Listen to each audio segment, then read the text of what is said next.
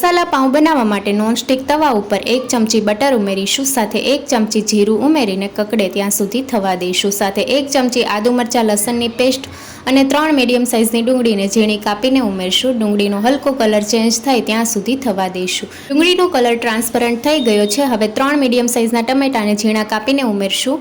ટમેટા જલ્દી કૂક થઈ જાય તે માટે સ્વાદ પ્રમાણે મીઠું ઉમેરશું અને ટમેટા સોફ્ટ થાય ત્યાં સુધી થવા દઈશું। ટમેટા સોફ્ટ થઈ ગયા છે। હવે બધા મસાલા ઉમેરશું। 2 ચમચી પાઉંભાજી મસાલો, 1 ચમચી કાશ્મીરી લાલ મરચું પાવડર ઉમેરીશું જેથી કલર સારો આવે, 1 ચમચી કસૂરી મેથી ટોટલી ઓપ્શનલ છે, જો હોય તો તમારે ઉમેરવાની। મિક્સ કરી લઈશું। મસાલા મિક્સ થઈ ગયા છે। હવે 1/4 કપ એટલે કે 4 મોટી ચમચી જેટલું પાણી ઉમેરશું અને પાઉંભાજી મેશરના મદદથી મેશ કરી લઈશું। વેજીટેબલ મેશ કરી લીધા છે અને હવે આપણે તેલ છૂટું પડે ત્યાં સુધી થવા દઈશું। તો 1 મિનિટ જેવું થઈ ગયું છે અને વેજીટેબલમાંથી તેલ છૂટું પડવા લાગ્યું છે। હવે લીંબુનો રસ ઉમેરશું, કોથમીરના પાન ઉમેરીને મિક્સ કરી લઈશું। ચટપટો મસાલો તૈયાર થઈ ગયો છે। મસાલાને એક સાઈડ કરી લઈશું।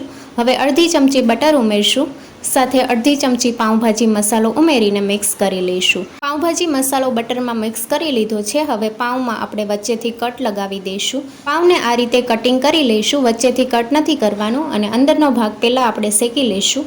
પાઉંના ઉપરના ભાગને બટરથી ગ્રીસ કરી લઈશું। હવે પલટાવી લઈશું। પાઉં ઉપર તૈયાર કરેલો મસાલો લગાવી દઈશું અને ઝીણી કાપેલી ડુંગળી અને થોડા કોથમીરના પાન ઉમેરી દઈશું। પાઉંને બંધ કરી દઈશું। આ રીતે ઉપરથી ફરી પાછો મસાલો ઉમેરી દઈશું બંને પાઉં ઉપર। ફરી પાછી ઝીણી કાપેલી ડુંગળી અને કોથમીરના પાન ઉમેરીશું।